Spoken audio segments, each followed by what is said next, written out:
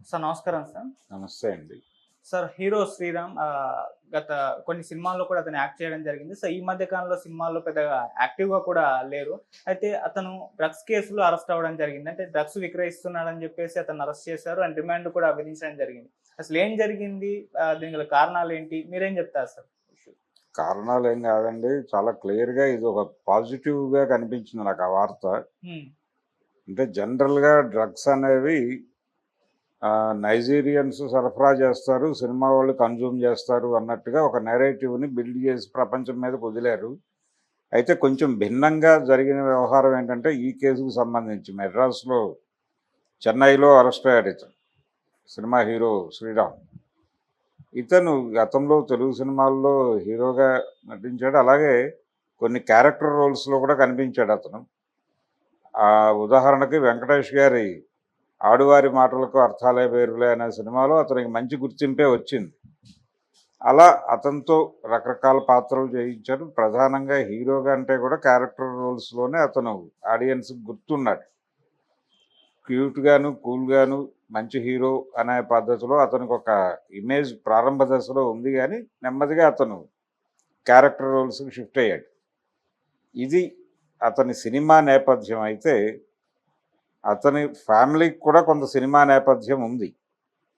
ఈ నేపథ్యము అతని సినిమాలతో రిలేట్ అయి ఉండటము, దీనికంటే కూడా కీలకమైన విషయం ఏంటంటే, ఒక అన్నా డీఎంకేకి చెందినటువంటి ఒక నాయకుడిని అరెస్ట్ చేసి, అతని పేరు ప్రసాద్ అని చెప్తున్నారు. ఈ ప్రసాద్ అనేటువంటి అన్నా డీఎంకేకి చెందినటువంటి ఒక రాజకీయ నాయకుడిని అరెస్ట్ చేసి అతనిని విచారిస్తున్నటువంటి సందర్భంలో ఈ పేరు బయటకు వచ్చింది. అప్పుడు ఇతని దగ్గర వెరిఫై చేస్తే ఇతని దగ్గర కొకైన్ దొరికింది. ఆ కొకైన్ దొరకటము అనేది ఆధారంగా అతని మీద కేసు నమోదు చేసి అరెస్ట్ చేశారు. ఇది జరిగిన ఒక కార్యక్రమం. అయితే ఇప్పటి వరకు కూడా మనం బలంగా మాట్లాడుతూ వస్తుంది ఏంటంటే, ఈ డ్రగ్ సరఫరా వెనకాల ఖచ్చితంగా రాజకీయ నాయకుల ప్రమేయం లేకుండా దీని సరఫరా జరిగే అవకాశం లేదు అని. అది వాస్తవం కూడా. ఆ వాస్తవాన్ని మరుగుపరచడం కోసం డ్రగ్స్ అనేవి కేవలం సినిమా వాళ్ళు, లేకపోతే కాలేజీలు, స్కూళ్ళల్లో చదివే విద్యార్థులు మాత్రమే కన్జ్యూమ్ చేస్తారు, మిగిలిన సమాజం అంతా డ్రగ్ రహితంగానే ఉంది అని చెబుతూ ఒక నేరేటివ్ని బిల్డ్ చేసి, ఈ క్రమంలోనే విదేశీయులు అమ్ముతున్నారు డ్రగ్స్. ఇక్కడ పర్టికులర్గా నైజీరియన్స్ అమ్ముతారు డ్రగ్స్ అనేది. వాళ్ళ వ్యాపారం, డ్రగ్ బిజినెస్ చేయడం కోసం వాళ్ళు ఇండియాలో ఉన్నారు అన్న పద్ధతిలో ఒక నెరేటివ్ని బిల్డ్ చేసి దాని చాటున వీళ్ళందరూ దాక్కుంటున్నారు. ఇప్పుడు కొంచెం ఆ దాక్కున్నటువంటి తెర చిరిగింది. ఆ తెర చిరిగి డ్రగ్ సరఫరా వెనకాల, డ్రగ్స్ సమాజంలో విస్తృతంగా పంపిణీ అవుతున్నాయి అనే వ్యవహారం వెనకాల ఖచ్చితంగా రాజకీయ నాయకుల, ఏ పార్టీ అయినప్పటికీ, ఇక్కడ ఏఐడిఎంకే పార్టీకి చెందినవాడు దొరికాడు ప్రసాద్ అనేవాడు. దొరకకుండా అధికార పార్టీలో మంత్రి పదవుల్లో ఉన్న వాళ్ళ ప్రమేయాలు ఉన్నా ఆశ్చర్యపోనక్కర్లేదు. ఎందుకంటే వ్యాపారం, రాజకీయం వ్యాపారంగా మారిపోయినటువంటి సందర్భం ఇది. వ్యాపారము రాజకీయము విడివిడిగా లేవు, రెండు కలిసే ఒకటిగా ట్రావెల్ అవ్వటం కూడా కాదు, కలిసిపోయినాయి. ఇప్పుడు రాజకీయ వ్యాపారం నడుస్తున్న దశ ఇది. కాబట్టి ఖచ్చితంగా ఇందులో ఈ డ్రగ్ బిజినెస్లో కూడా రాజకీయ నాయకులకి ఖచ్చితంగా ప్రమేయం ఉంది. ఇది పై స్థాయిలో అంటే కేంద్ర ప్రభుత్వ స్థాయి నుంచి మొదలు పెడితే వివిధ రాష్ట్రాల ప్రభుత్వాల స్థాయి వరకు ఈ మంత్రులు, ప్రభుత్వ యంత్రాంగము, పాలక పక్షం ప్రమేయం లేకుండా ఇవి జరుగుతున్నాయని అనుకోనక్కర్లేదు. ఇవి జరుగుతున్నాయి, వీళ్ళెవ్వరికీ తెలియకుండా జరుగుతోంది, చాప కింద నీరులాగా అని ఎవరైనా చెప్పినా నమ్మటం కరెక్ట్ కాదు. నమ్మాల్సిన అవసరం అంతకంటే లేదు. చాలా ప్రాంతాల్లో కంటైనర్ల కొద్దీ డ్రగ్స్ దొరికాయని చెప్తారు. ఆ కంటైనర్లు తర్వాత ఏమైపోయినాయో ప్రపంచానికి చెప్పరు. ఆ కంటైనర్లన్నీ ఏదో పద్ధతిలో వచ్చేసి పబ్బుల చుట్టూ తిరుగుతాయి. ఇప్పుడు తీర ప్రాంతం అంతా కూడా గోవాగా మార్చడానికి రకరకాల ప్రయత్నాలు జరుగుతున్నాయి కేంద్ర ప్రభుత్వం వైపు నుంచి. విస్తృతమైనటువంటి తీర ప్రాంతం ఉన్న ఆంధ్రప్రదేశ్ రాష్ట్రం త్వరలో డ్రగ్ కేంద్రంగా మారబోతోంది, డ్రగ్ ఆంధ్రప్రదేశ్గా మారబోతోంది. అదే యోగాంధ్ర, ఇలాంటి రకరకాల టైటిల్స్ ఇస్తున్నాడు ఆయన చంద్రబాబు నాయుడు గారు. కానీ ఎన్డీఏ ప్రభుత్వం అతి త్వరలో డ్రగ్గాంధ్రగా మార్చడం కోసం ఒక కార్యక్రమం శ్రీకారం చుట్టే ప్రయత్నంలో ఉంది. ఆల్రెడీ గతంలో జగన్మోహన్ రెడ్డి రోజుల్లోనే ఈ ప్రతిపాదన వచ్చింది ముందుకు, అంతకు ముందు కూడా ఉంది. యూపీఏ గవర్నమెంట్ రోజుల నుంచి ఉంది ఈ ఆలోచన. అందులో భాగంగానే ఆ రోజుల్లో వ్యాంపిక్ అన్నారు, తర్వాత దాని పేరు మార్చారు, రకరకాలుగా జరిగింది. మోపిదేవి వెంకటరమణ గారు ఇన్వాల్వ్ అయి ఉన్నాడు దానిలో. నిజాంపట్నం ఆ ఏరియాలో భూములు అంటే వాటన్నిటినీ పరిశీలించడం ఆ కార్యక్రమంలో ఆయన ఉన్నాడు. తర్వాత ఆయన జగన్ గారి కేసుల్లో జైలుకు కూడా వెళ్ళాడు. వైఎస్ రాజశేఖర రెడ్డితో ఉన్న సంబంధాల రీత్యా ఆ తర్వాత ఆయన్ని గౌరవిస్తూ జగన్మోహన్ రెడ్డి గారు మంచి పదవే ఇచ్చాడు, కానీ ఆయన ఫైనల్గా ఇప్పుడు తెలుగుదేశం పార్టీలో తేలాడు. ఇలా ఈ తీర ప్రాంతం అంతా నెమ్మదిగా గోవాగా మార్చి రిసార్ట్లు ఈ వ్యవహారాలు తీసుకొచ్చేసి అక్కడ కొంచెం ఈ మాదక ద్రవ్యాల వ్యాపారం నడవటానికి ఒక అవకాశం కల్పించే ప్రయత్నాల్లో కేంద్ర ప్రభుత్వం నిమగ్నమై ఉంది.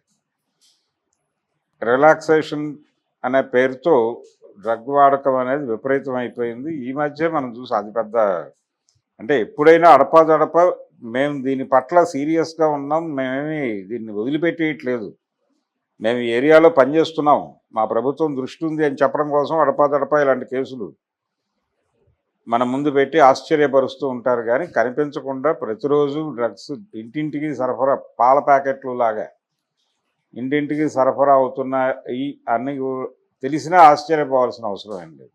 ఓకే. ఈ వ్యాపారంలో రాజకీయ నాయకులు ఇన్వాల్వ్మెంట్ ఉంది అనేటువంటి విషయాన్ని గోప్యంగా ఉంచారు ఇంతకాలం. కొంచెం ఆ తెరకి కన్నం పడింది ఇక్కడ.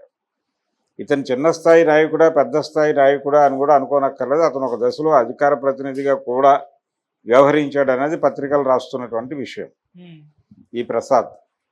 కాబట్టి రాజకీయ నాయకులకి డ్రగ్ సరఫరాలో ప్రమేయం ఉంది అనే విషయాన్ని తెలియజేసిన సంఘటనగా దీనికి ఒక చారిత్రక ప్రాముఖ్యత ఉంది. వార్తకి శ్రీరామ్ అరెస్ట్కి ఇప్పుడు అతను నార్కోటిక్ సెక్షన్స్ కింద కేసులు నమోదవుతాయి. అయిన తర్వాత ఆయన ఎలా బెయిల్ తీసుకుని బయటపడతాడు, తర్వాత కంటెస్ట్ చేస్తాడు, ఈ సాక్షుల్ని మేనేజ్ చేసుకుంటారు, కేసు నిలబడుతుందా లేదా అనేది వేరే గొడవ. అది లీగల్ ప్రొసీడింగ్స్ మీద ఆధారపడి ఉండేటువంటి వ్యవహారం. ఆయన బయటపడిపోవచ్చు కూడా, లేదు శిక్ష అనుభవించవచ్చు. ఏదేమైనా అతను ఆ ఏరియాలో బిజినెస్లో ఉన్నాడనే విషయం అయితే ఎస్టాబ్లిష్ అయింది. ఓకే. కొంతమంది కుటీర పరిశ్రమగా తమకున్నటువంటి రిలేషన్స్లో నుంచి వాడుతూ అలా కూడా ఈ బిజినెస్ చేస్తున్నారు. ఇప్పుడు పచ్చళ్ళు సరఫరా ఎలాగైతే ఇంట్లో పచ్చళ్ళు పెట్టి అమ్ముతున్నారు, అలా ఇది కూడా ఒక కుటీర పరిశ్రమగా మారిపోయి చాలామంది ఆ ఏరియాలో ఆదాయ మార్గం ఎంచుకుని బతికేస్తున్నారు. అలా ఇతను కూడా ఆ ఏరియాలో ఎంటర్ అయి ఉండొచ్చు. ఒక కేసు పెడితే ఏమవుతుంది, రికార్డ్ అవుతాడు, రిజిస్టర్ అవుతాడు, తర్వాత వేరే పేరుతో ఇవే లింక్స్తో ఇదే బిజినెస్ కొనసాగించిన ఆశ్చర్యం లేదు. అందుకని భారతదేశంలో డ్రగ్స్ విపరీతంగా సర్క్యులేట్ అవుతున్న మాట వాస్తవము. రోజువారీ వాడకంలో ఉన్నాయి. Smoking is injurious to health అని చెప్పినా సిగరెట్లు తాగినట్టుగా డ్రగ్స్ ఇంజూర్ చేస్తాయి మీ శరీరాలని అని చెప్పినప్పటికీ దాన్ని సేవనంలో ఉన్నవాళ్ళు చాలామంది ఉన్నారు. వాళ్ళకి డ్రగ్స్ చాలా హ్యాపీగానే అందుబాటులో ఉన్నాయి, అందుతున్నాయి కూడా. దానికోసం గతంలోలా కష్టపడాల్సిన అవసరం లేదు. ఈ పెడలర్ వ్యవస్థ మొత్తాన్ని కూడా పొలిటికల్ పార్టీలకి చెందినటువంటి కీలక నాయకులు, కీలక నేతలు ఆర్గనైజ్ చేస్తున్నారు. వాళ్ళకు కూడా కొంత డబ్బులు ముడుతున్నాయి ఈ వ్యవహారంలో, ఏ స్థాయిలో అయినా. కానీ వాళ్ళ ఇన్వాల్వ్మెంట్ లేకుండా అయితే ఇది సరఫరా జరిగే ప్రసక్తే లేదు, అవకాశం అంతకంటే లేదు. కాబట్టి దానిని మరొకసారి కాదు, ప్రముఖంగా చెప్పినందుకు గాను శ్రీరామ్ అనేటువంటి నటుడిని అభినందించాల్సి ఉంటుంది. కేసు ద్వారా అది బయటకు వచ్చింది. అది కొంత ప్రపంచానికి కొత్త వెలుగు ప్రసరింపజేసింది. డ్రగ్స్కి సంబంధించిన వ్యవహారాన్ని కట్టడి చేయాలంటే ముందు ఎవరి దగ్గరికి వెళ్ళాలి అనే దానికి సంబంధించి ఒక లైన్ క్లియర్ చేసింది. ఓకే. ఆ క్లారిఫికేషన్ మీద మరి ప్రపంచం ఎలా ముందుకెళ్తుందో చూద్దాం. Okay sir, thank you so much. Thank you.